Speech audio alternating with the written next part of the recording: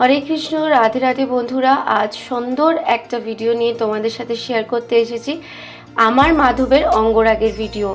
আমার মাধব সুন্দর করে অঙ্গরাগ আমি কিভাবে করলাম তা তোমাদের সাথে আজকে এই ভিডিওতে আলোচনা করব।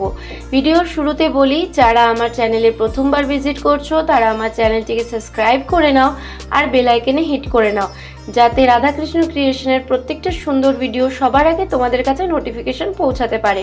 এরপর আসছি, আমি এইভাবে অঙ্গরাগের কাজ কিন্তু প্রথমবার করছি। আসলে আমি অঙ্গরাগ অনেক দিন ধরে করি, কিন্তু সম্পূর্ণ বডি অঙ্গরাগ এই প্রথমবার করলাম। আমার মাধবকে আমি অন্য একজনের কাছ থেকে অঙ্গরাগ করাবো ভেবেছিলাম, কিন্তু সে এমন টাকা চেয়ে বসলো যে আমি যখন এই কাজটা জানি তখন তাকে অতটা টাকা দিতে আমার গায়েই লাগলো। এই অঙ্গরাগ করতে সে 7,000 টাকা নিয়েছিল, আর আমি মাত্র 100 টাকা খরচা করে বাড়িতে সুন্দর অঙ্গরাগ করে নিয়েছি। বন্ধুরা, তোমরাই জানাবে যে এই অঙ্গরাগের কাজ আমি কেমন করেছি, কারণ তোমরা যদি বলো যে হ্যাঁ এই অঙ্গরাগ ভালো হয়েছে, তাহলে আমি বুঝবো যে সত্যি আমার খাটনিটা সার্থক হয়েছে। দেখো, সবার প্রথমে আমি কিন্তু মাধবকে খুব ভালো করে রিমুভার দিয়ে মুছে নিয়েছি। যে রিমুভারগুলো আমরা ফেস মেকআপের জন্য ইউজ করি তোলবার জন্য, সেই রিমুভার। যেহেতু ফেব্রিক কালার থাকে সেই জন্য এই রিমুভার দিয়ে কিন্তু ইজিলি মেকআপটা উঠে যায়। কিন্তু অনেক দিন এই ফেব্রিক কালারটা থেকে গেলে কিন্তু কি হয়, যেটা আমার সাথে হলো, সেটা হচ্ছে উঠতে চাইছিল না। তো খানিকক্ষণ আমি চিন্তা করলাম, তারপরে ভাবলাম যে থাকা ওইটুকু আর তুলবো না, যেহেতু উঠছিল না। তারপর আমি হোয়াইট কালারের পেন্ট, যেটা এশিয়ান্সের পেন্ট হয়, সেটা আমি খুব ভালো করে একদম গোটা শরীরে কিন্তু সমানভাবে পেন্ট করে নেব। আসলে আমি ভেবেছিলাম এই কালারটা আমি পার্মানেন্ট করব, যাতে আমাকে সারা বছর আর কোনো কিছু এর মধ্যে না করতে হয়। তো এটা আমি পার্মানেন্ট কালার করেছি।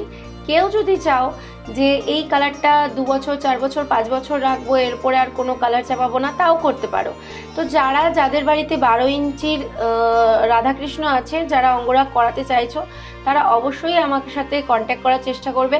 আমি খুব কম খরচে তোমাদেরকে এই অঙ্গরাগের কাজ করে দেব। তো চলো দেখি কিভাবে আমি কাজ করছি। দেখো, আমি কিন্তু আগের দিনকে হোয়াইট কালারটা চাপিয়েছিলাম, যেহেতু রাতে আমি হোয়াইট কালারটা করেছিলাম, তাই জন্য পরের দিন দুপুরবেলা আমি আকাশি কালারটা দিচ্ছি, যেহেতু আমি শ্যামা রং করব। তো তোমরা কিন্তু খুব ভালো করে রংটা শুকিয়ে নেওয়ার পরেই সেকেন্ড কোটটা দেবে, মানে স্কাই কালার দাও বা তার উপরে ব্ল্যাক কালার দাও, যাই দেবে প্রথমে কিন্তু হোয়াইট দিয়ে নেবে। তাহলে কিন্তু পিতলের ওপরে ডাইরেক্ট কিন্তু অন্য কালার দিলে একটু ম্যারম্যার করে, কিন্তু পিতলের ওপরে যদি তুমি সাদা দেওয়ার পরে যে কোনো কালার দাও, খুব সুন্দরভাবে ফুটে ওঠে। যেমন আমার এখানে এই রংটা শুকিয়ে যাওয়ার পরে দেখবে একটু অন্যরকম হয়ে গেছে। দেখো, এখানে পরের দিন আমি আবার, এটা 3 দিন ধরে আমি কাজটা করেছি, পরের দিন আমি এখানে আবার অঙ্গরাগের জন্য চলে এসেছি, মানে ফেস মেকআপটা করবো এবারে। যেহেতু বডি মেকআপ আমার অলরেডি হয়ে গেছে, এবার ফেস মেকআপটা করব।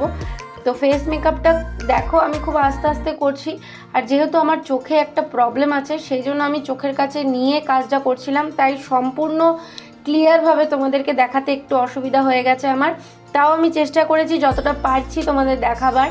তো অঙ্গরাগের কাজ তোমাদের ভালো লাগলে অবশ্যই কমেন্ট করে জানাবে। দেখো বন্ধুরা, এখন কি হয়, আমরা একটু ভগবানদের সেবা দিই, আর একটু ভগবানকে আগের থেকে হয়তো বেশি ভালোবাসি।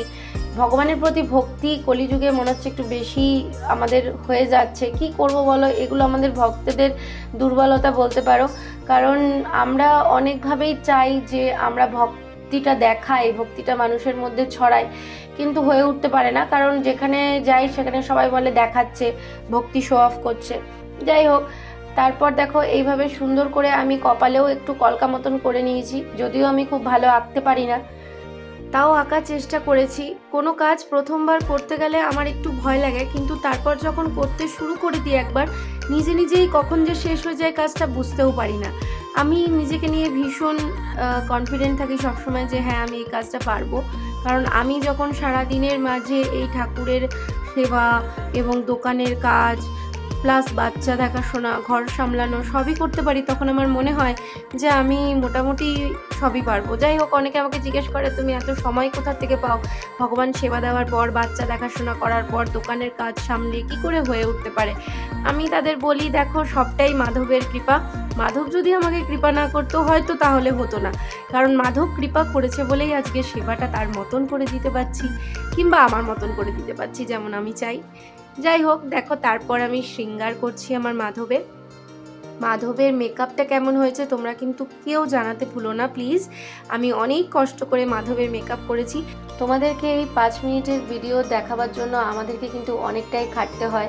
প্রায় 5 ঘন্টা আমরা একটা ভিডিওর পিছনে খাটি। প্রথমে শ্যুট করা, তারপরে এডিট করা, তারপরে ভয়েস ওভার দিয়ে সেই ভিডিওটাকে চ্যানেলে ফিট করা এবং সুন্দর করে অ্যাট্রাকটিভ বানানো যাতে তোমরা দেখো। আর তারপর তোমাদের শুধুমাত্র একটু লাইক আর শেয়ার পাওয়ার জন্য, সেটুকুও তোমরা করো না। আজকের ভিডিও কেমন লাগলো তোমরা অবশ্যই জানাবে একটা লাইক আর শেয়ার কমেন্ট করে। তো দেখো আমার মাধবকে, আমার তো চোখ সরছে না। তোমাদের কেমন লাগছে অবশ্যই কমেন্ট করে জানাবে। রাধে রাধে, সকলে ভালো থেকো। আবার দেখা হবে একটা নতুন ভিডিওর সাথে। ততক্ষণ পর্যন্ত তোমরা ভালো থাকো, সুস্থ থাকো, এই কামনাই করি। হরে কৃষ্ণা, হরি বল, রাধে রাধে।